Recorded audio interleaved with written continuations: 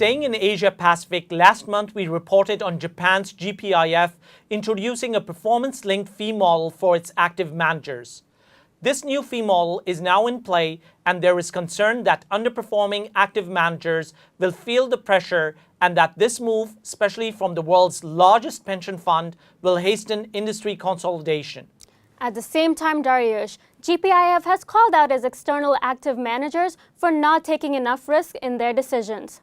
With the introduction of the new performance-linked fee, I imagine that managers that were not performing will be more incentivized to take more risk in order to reach their target alpha. Exactly, Zoha. We are now joined by Justin Ong to discuss these developments in the APAC markets. Justin, the introduction of new fee models is becoming a more popular trend. Allianz Bernstein, AGI, and Fidelity, to name just a few, have introduced performance or variable fee models in the US and Europe. Is this trend becoming more popular in the APAC markets as well? Dariush, I think this is something which is certainly picking up a lot of interest. Certainly a lot of the clients around here are looking at that and saying, is this a trend that's going to come across from Europe into Asia? Certainly I think we see clients now starting to think about these fee models and whether there's going to be implication on their business. And we see definitely the fact that institutionals are looking at this as an example and say, okay, how do we actually bring this into market? How do we actually apply this to the mandates? I think the key challenge is not the fact that people don't want to do this. I think the question is really around the cost of distribution, and especially in the retail market. When funds come into this space, if you have a model where it's a very low front fee, the ability to market a fund becomes difficult because distributors still want their cut. And in this kind of fee model, the question, therefore, who will distribute the funds? And finally, what moves will asset managers need to make in order to ensure they remain competitive in light of these new models? That's a great question. I think at the end of the day, going back to what we've talked about all the while in AWM Revolution 2025, I think cost and margin pressures will always be there. I think the evolution and the introduction of these kind of new products and pricing models is going to put even more pressure on fund managers. And I think basically they have to relook at the whole business model that they have.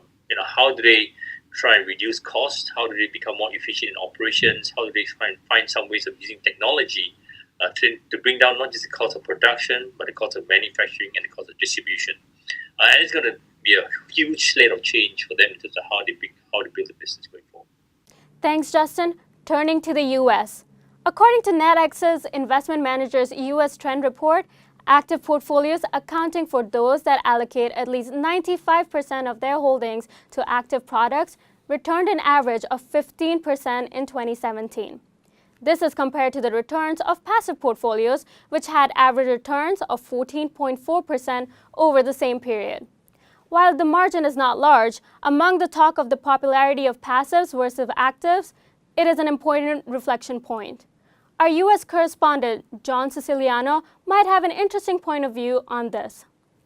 John, with the volatility we saw in early 2018, do you believe that investors might be warming to active managers again? I think that's a great question because we are in a time where there's a great degree of uncertainty, and that, of course, contributes to volatility.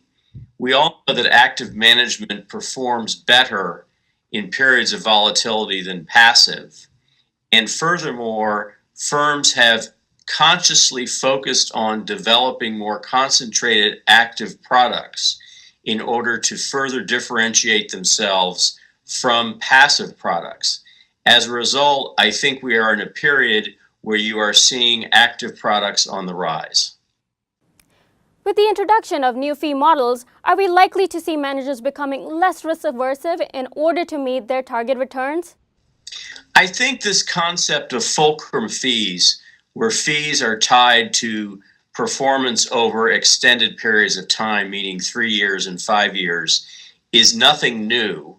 But I do think it enforces more rigor and discipline around investment process and stock selection.